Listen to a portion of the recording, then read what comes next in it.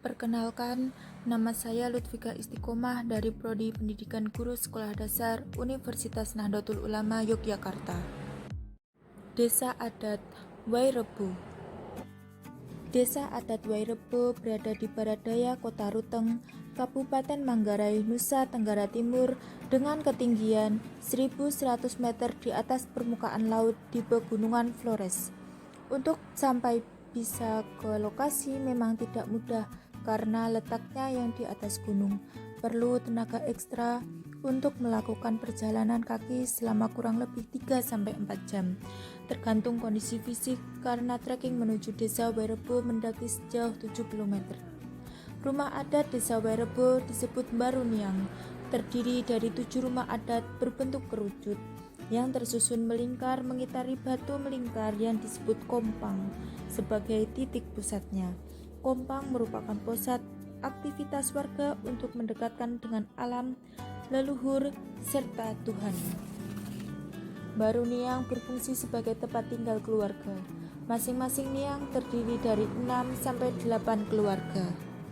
Pembangunan rumah adat Wairebo harus melalui upacara adat terlebih dahulu.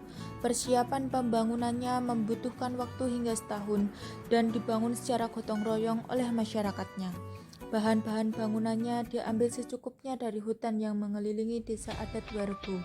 Dibuat dari bahan kayu worok, papan lantai dari kayu ajang, balok-balok dari kayu uwu, dan atap menggunakan daun lontar yang ditutup dengan ijuk, membentang dari ujung atap sampai hampir menyentuh tanah.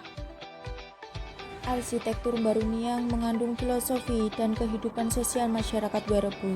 Rumah tradisional ini merupakan wujud keselarasan manusia dengan alam, serta merupakan cerminan fisik dari kehidupan sosial suku Manggarai. Baruniang terdiri dari 5 lantai yang berfungsi sebagai berikut. Lantai pertama disebut tutur, berfungsi untuk tempat tinggal dan berkumpul keluarga.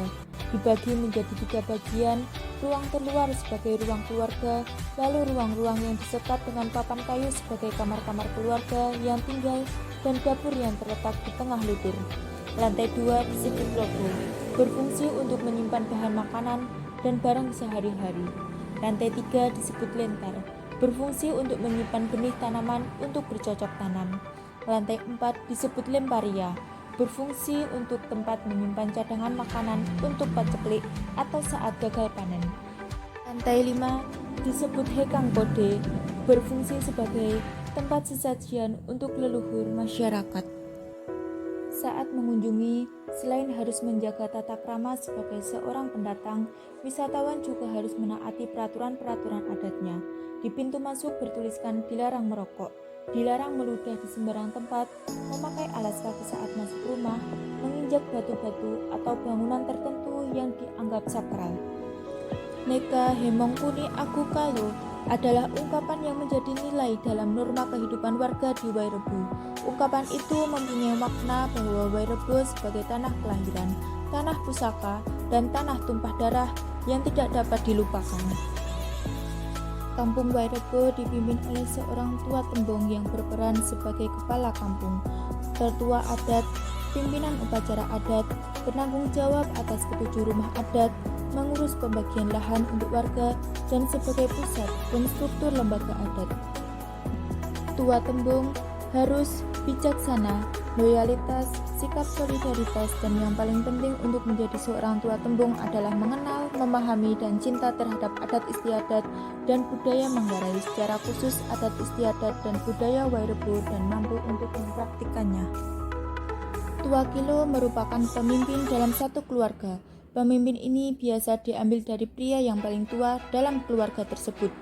Di kampung Wairebo terdapat 8 tua Kilo yang masing-masing bermukim di ketujuh Baruniang. Tua Kilo di kampung Wairebo memiliki ranah tugas, yaitu dalam urusan menyangkut kehidupan keluarga dan kehidupan rumah tangga. Tua Kilo harus menjadi tauladan yang baik untuk keluarga dan masyarakat, menjaga hubungan baik antar keluarga, dan yang paling penting harus bisa menjaga dan melindungi keluarganya. Otoritas Tua Kilo dalam menjalankan fungsi dan perannya hanya terbatas pada ranah mengatur kehidupan keluarga dan masalah terikat kehidupan rumah tangga. Pembagian otoritas ini sengaja dilakukan agar memudahkan para pemegang jabatan Tuakilo dalam melakukan pengawasan terhadap anggota Subkian yang dipimpinnya. Selain membahas mengenai otoritas dan peran dari Tuakilo, perlu diketahui bahwa setiap kilo atau keluarga memiliki ruku atau tata krama yang berbeda-beda.